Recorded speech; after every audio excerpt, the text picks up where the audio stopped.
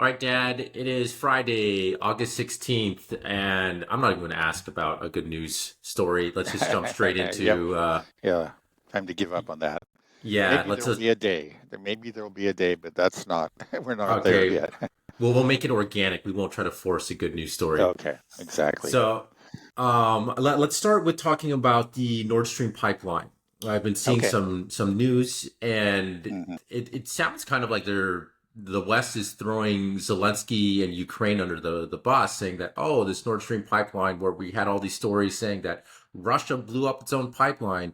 I don't think a lot of hmm people believe that. Maybe not Yeah. serious people that That are that really was in the diving first, into it. right, the first couple of months after the explosion. Yeah, they tried Right. that and then dropped it and Right, then and came then Seymour Hirsch broke that big Hirsch, right, story, yeah, saying that right. it was the United States with Norwegian help blew up that pipeline, and that was a big scandal. And of course, it was denied vehemently by the United States. But now the Wall Street Journal's come out with a story saying that, oh, it was Ukraine that did this. So maybe you can just tell us the current situation with this story. What's Okay. going on?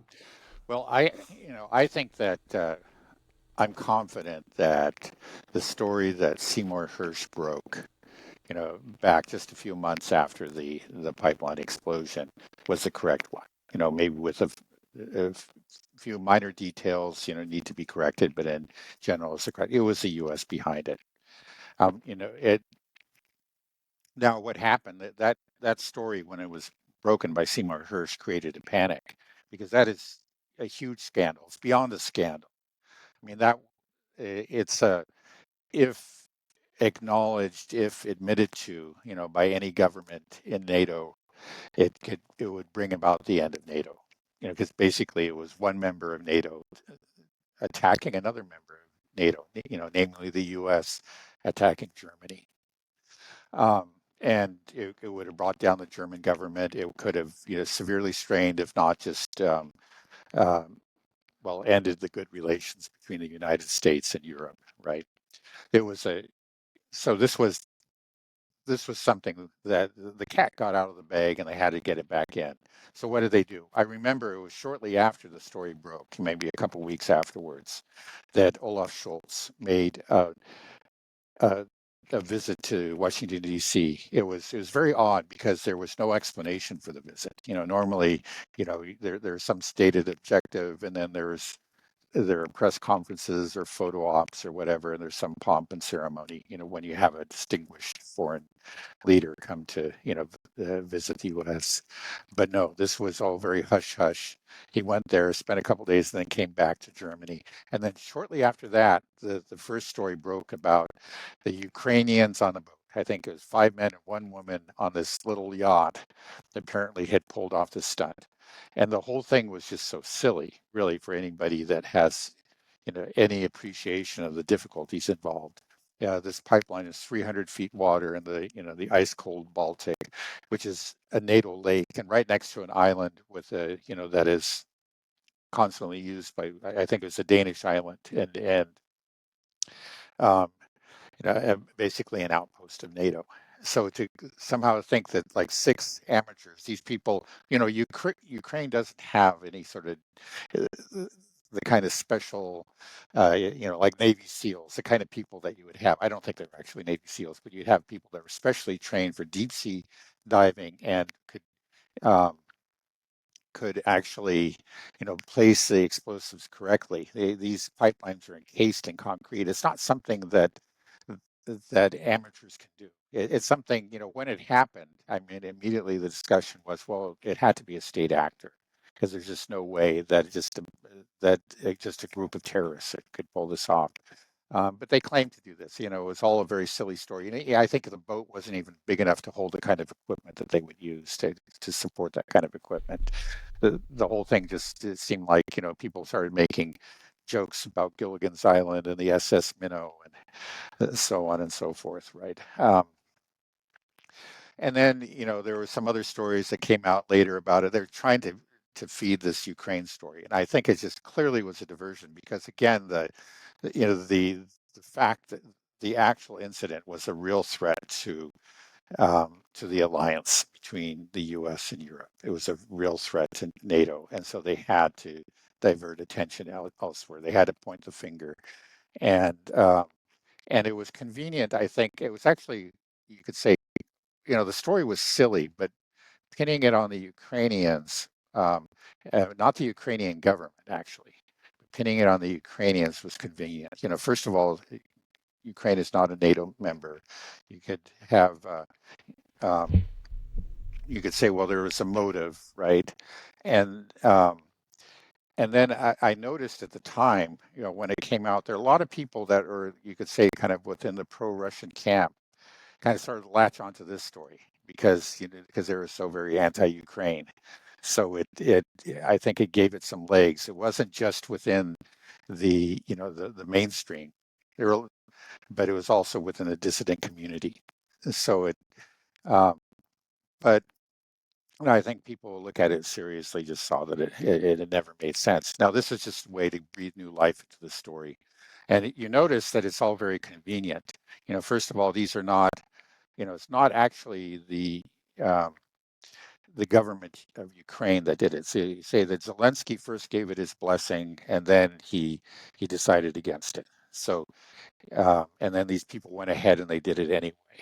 So you can say, well, first of all, it was not a NATO country, but it was also not the government that we're supporting. And so it's just these five, six individuals rather, and that's all very. You just take this horrible, responsibility, and you put it on these individuals who probably don't exist or you'll never be found, and hopefully the story dies there. I think that's the intention. Hmm. Could you center yourself just a little bit? You're drifting Okay, over yeah. this way just so we don't have the. Okay. How's that a little better? Yeah, that's good. Well, Yeah, okay, so if you say that Zelensky did give it his blessing at first and then said, whoops, so let's don't do this, well, then how could the Germany be okay with it, even if they did believe the story that said, oh, Ukraine did this, Zelensky gave it its blessing, let's keep on sending money and mhm, equipment to Ukraine, the country that destroyed our energy infrastructure, that committed an act right. of war against Germany. How could we support this?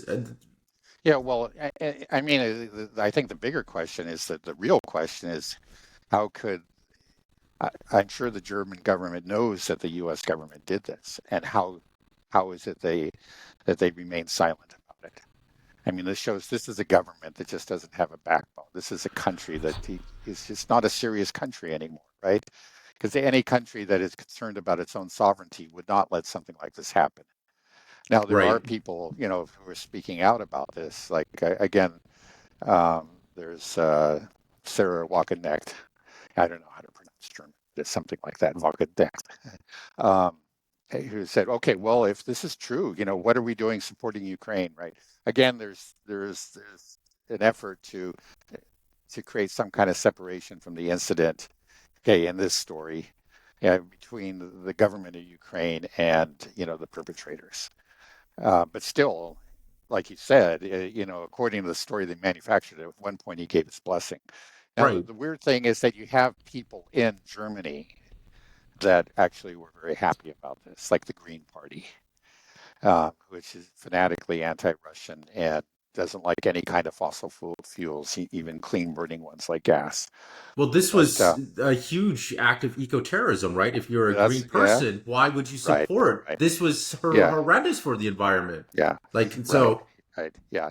No, you're right. You're absolutely right. I mean, this should they should have been up in arms about it, but they weren't. I guess it seems like it just shows, like when push comes to shove, it's their Russophobia that in the end um, is what counts to them, right? Because but they'll leave everything gets sacrificed on the altar of Russophobia.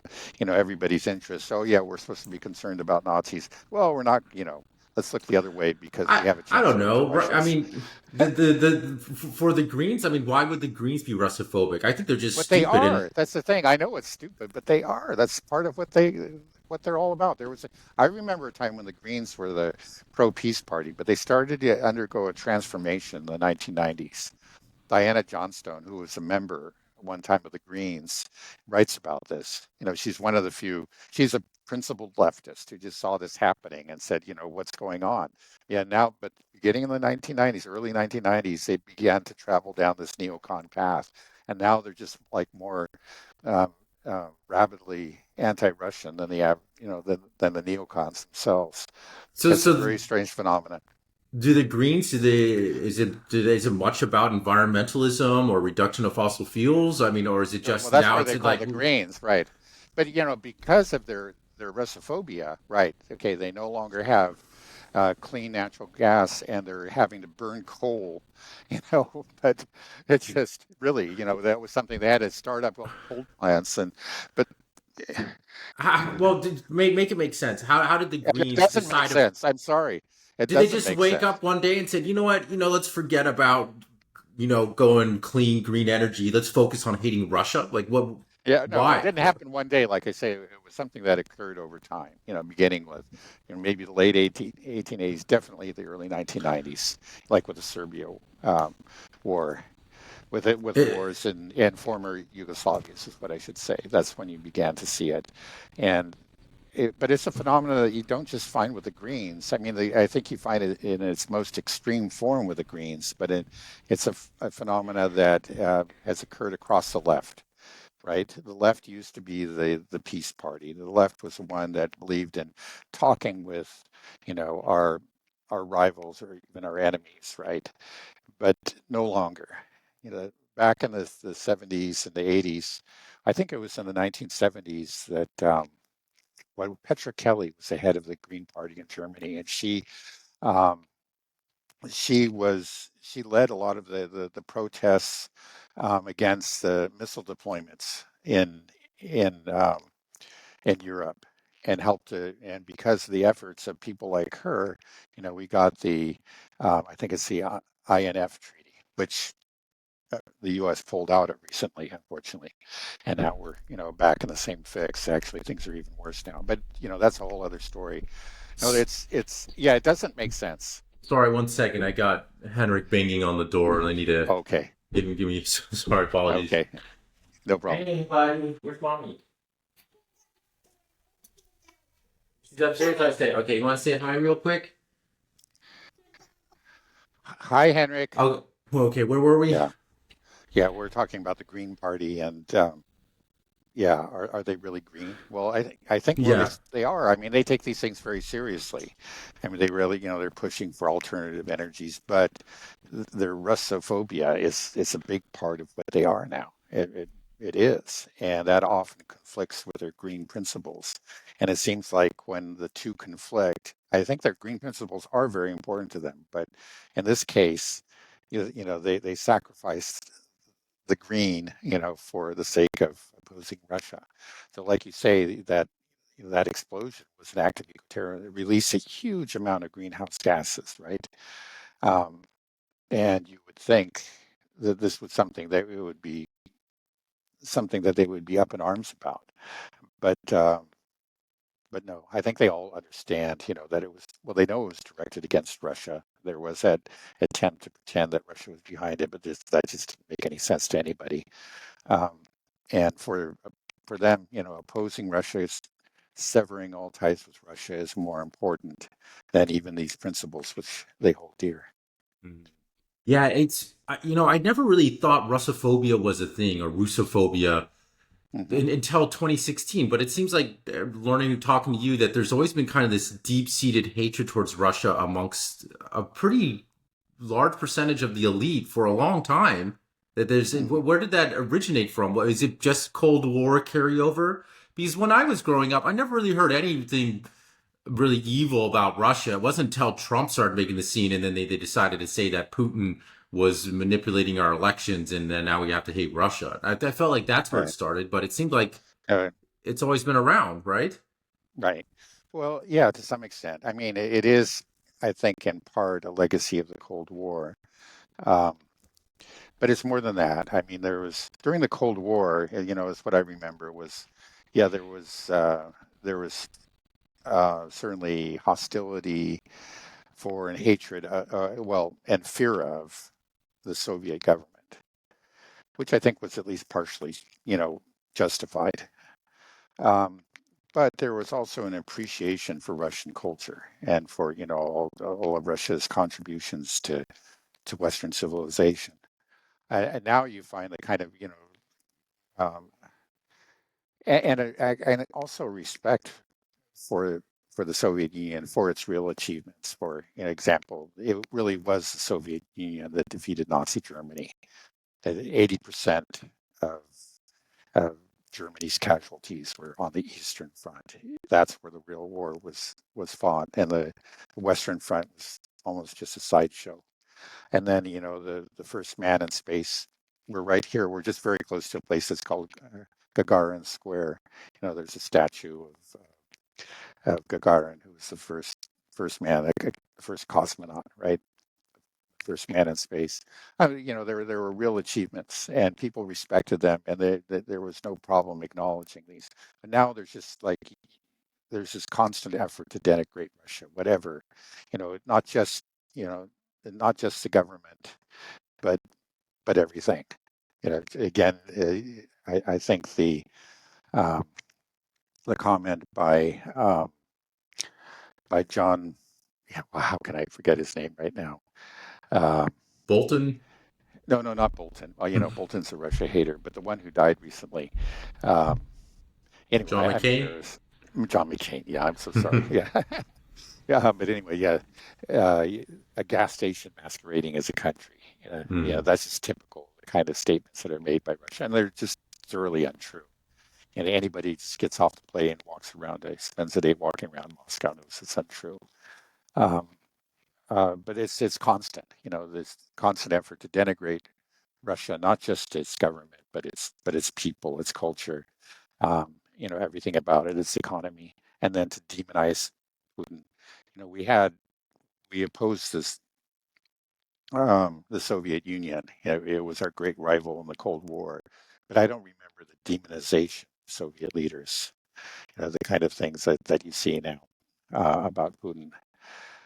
So yeah, it's a legacy, I think, in part of the Cold War, but there's more to it than that, and it's a little. I find it hard to understand. Like, yet why the Green Party should adopt this hatred of Russia. It doesn't make any sense. It's irrational. I think part of it is the fact that Russia is it's one of the few. It's a okay. It's a European society, or at least it's a country with very strong links to Europe, but it hasn't gone along with the new uh, woke way of doing things, right? It's rejected that, and I think that's part of the hatred. It's just like, again, they can forgive um, black and brown people around the world who don't adopt, you know, gay pride parades or something, but they can't um, forgive rather, a European nation that that that assumes that position. So I think part of it is the culture war that is being extended to and applied to Russia, and Russia is seen as the enemy in that sense as well. And then there's just kind of like pure geopolitics, meaning it's about power. Um, Russia is one of the few countries in the world that really can oppose the United States, can stand up to it and constrain, um, you know,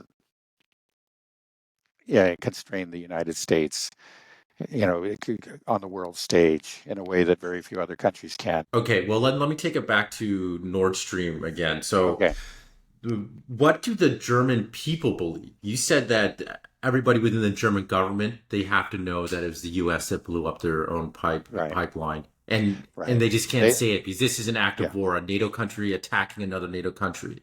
Do the German right. people also understand that it was the United States? I mean, I think some do. I don't know it's been a long time since I've seen any polling. I think there is a minority, a fairly substantial minority, that is aware and is very upset about this.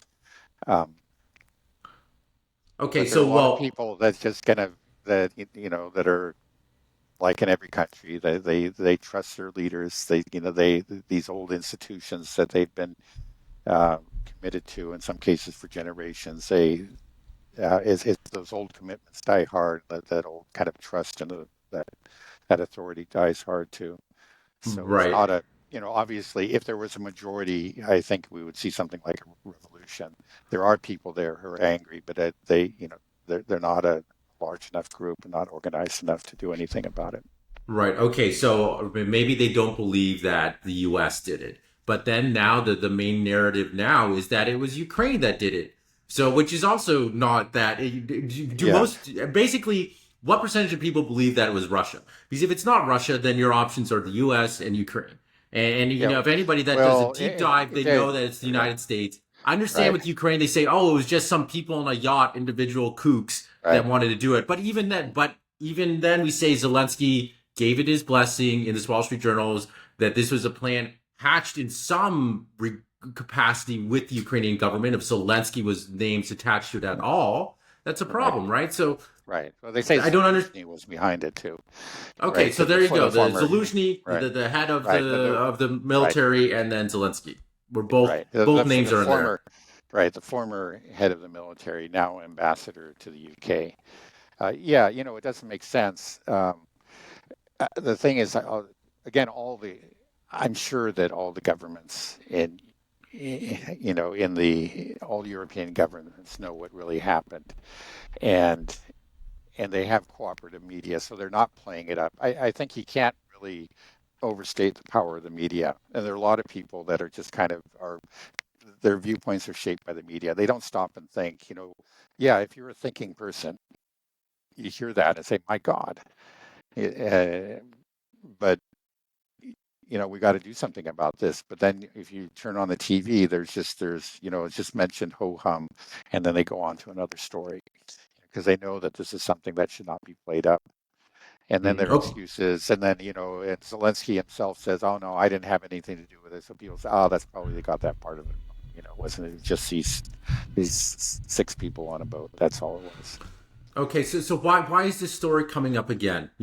Basically Nord Stream has been out of the news cycle for a better part of a year or even longer now, right? It was huge when Yeah, it first happened, and there's a come up every now and then. The Tucker Carlson interview brought it up, but now it's coming up again. Are they planning to throw Ukraine or Zelensky under the bus? What's the purpose of talking about this now? yeah. I think it just, they're just trying to maintain the alternative narrative, feed it again a little bit more, again, actually name an individual. Maybe they know they'll never get a hold of that individual, but it's just convenient just to make the story more convincing. And people do fall for it. I mean, they really, again, even within the dissident um, media. People hear that and then they yes become further convinced. They forget about Seymour Hersh's work and they become further convinced in this alternative theory. And that's I think that's what the CIA, who really hatched this whole story, wants to happen. Hmm. I mean, there's even a video of Biden basically saying it. Yeah, They asked I've about the heard Nord of it. Stream, and he's like, "We have ways of stopping that pipeline." It just straight Yeah, up said it on camera. right. Yeah, he said. Yeah, he promised that it wouldn't happen. That the pipeline was going to be destroyed. Yeah, Yeah, right. He and then promised the right, destruction of it, and then right, lo and right. behold, it happened. So Right. it's And then afterwards, you have these famous neocons celebrating it. mm, In fact, there was a famous tweet, that was soon after deleted by uh, the Polish, I guess, like the former foreign minister of Poland, and he showed the picture of the explosion, the great bubble, coming out of the sea, and said, "Thank you, USA," and then it was deleted. But then you have, Ms. Neocon herself. Uh, oh gosh, what am I'm having Victoria a terrible Nuland. Victoria Nuland, right? Yeah, actually, just celebrating the fact that the junk at the bottom of the sea, just smirking about it. It's clear what happened. And again, it was like if you really look at countries with the capability. Well, first of all, it was right in the middle of this NATO Lake Baltic Sea, and there's no way that a non-NATO country could have done this. And so it had to be a NATO country. And there are really only a couple that had the capability. One was the US, another would be the UK. But according to Seymour Hersh, it was the US with help from Norway. It's just crazy that that the stays buried and that everybody in Europe just went along with it. That the Yeah. U.S. attacked another NATO country, not just Yeah. attacked, destroyed some of the most important energy infrastructure to Right. all of Europe. You know, Right. that's like Right. Yeah. that's a No, it's devastating extraordinary. attack. Right. No, no, no. It's extraordinary, and it just shows you. I think it reveals the the very skewed relationship between Europe and the U.S. In other words, the European countries are just vassal states of the U.S. These are not real countries anymore. I mean, any sort of sovereign nation, any any leadership with a sense of its own dignity would be up in arms about it, and um, would break off relation, would exit NATO, whatever. That's what a real country would do. But these are just not real countries anymore. This is okay. They're just member states of the EU, which is subject to U.S. power. I mean, that's what it reveals. If there's nothing else that reveals it, this incident reveals it. Do you think that it'll stay that way for long? I mean, surely this is not a winning recipe for Europe. It can't last forever. I mean, No, they you can't wouldn't be. think so, but I mean, it's just amazing it's gone so far. So I don't know how much farther it will go. Okay, it's unbelievable just to think about that the U.S. attacked Germany and Yeah, Germany yeah, just you know rolled yeah. Well, over look, and said, just look at thank Olaf you, Scholz or thank you listen for to him for a few abusing me. minutes, right? Yeah. Okay. All right. Well, it's interesting. Do you feel like there is been an effort now to remove Zelensky? That Zelensky is souring with this Kursk invasion was. I mean, who knows if it was sanctioned? We're in the fog of war. I don't really fully still understand Yeah, what's going on there, but I am seeing more negative press coming out regarding Zelensky. Zelensky was trending right, on Twitter, and it was all negative, like, oh, Zelensky's in right. trouble. Yeah. What's your Well, you take? notice actually, I think it, like you argued last time. I think you're correct that um, there was certainly knowledge of uh, and I think almost certainly involvement by NATO in this attack. Um, but it is interesting, and there is um, a lot of the usual kind of rah sort of press releases coming out about this Kursk incursion. You hear, for example, like in just a few days, the Ukraine's army seized more land than it took Russia in more than a year to take in the Donbass and that kind of stuff. But in the more serious publications, yeah, they try to give it a positive spin, but you don't have to read too far into the article where you start to see the doubts about the wisdom of this. And they say, it's not clear that they can hold on to this land, and they did so by pulling much needed troops off of off the line in Donbass, and and then either even some, actually just much more openly negative articles. I think it was in a German publication. This could be the end of Ukraine. So there's been a lot of criticism. It's true of this particular um, military adventure, and more so than in the past. I think, like for example, the summer offensive of last year was was clearly a disaster, but the Western media worked hard to give it a positive spin, all the way through. In the end, there was some acknowledgement that yeah, it did not succeed. In other words, it failed miserably. It was a disaster, but they generally didn't come out and say that. And during the time they tried to play up, Ukraine took one tiny village, and it seemed like it was, like D-Day or something. It turned out it was nothing. But again, this time you're not seeing that. You do see it. Let's just say there's kind of this. I would say this sort of low IQ, or not necessarily low IQ, but let's say the kind of the low attention news consumer kind of news, and they're you're getting these very positive headlines and that kind of news. I see it in my MSN feed or Google feed and all the time. But in the New York Times and a lot of the more serious publications, you are seeing some really serious criticisms of this, which you did not see before. So it may, like you say, indicate a souring Zelensky, because also since it's been leaked that Zelensky was the one that pushed hard for this, actually against the wishes of his own military, and I assume probably against the wishes of NATO advisors too. Um, so yeah, there is some rumor that they're looking at a replacement for him. We'll see what happens. Okay. Have you also heard anything about Sersky potentially going up against Zelensky and defying him? I've heard just a little few rumors that Sersky is not happy and that, Yeah, I I haven't mean, seen so much. Sersky, has a reputation for being very obedient, and it's said that that's really the reason that he replaced Zelensky. Zelensky was a independent-minded. Sersky, is generally an attack dog. I mean, he does what Zelensky tells him to do. Um, but there has been criticism directed against Sersky, a kind of increasing criticism.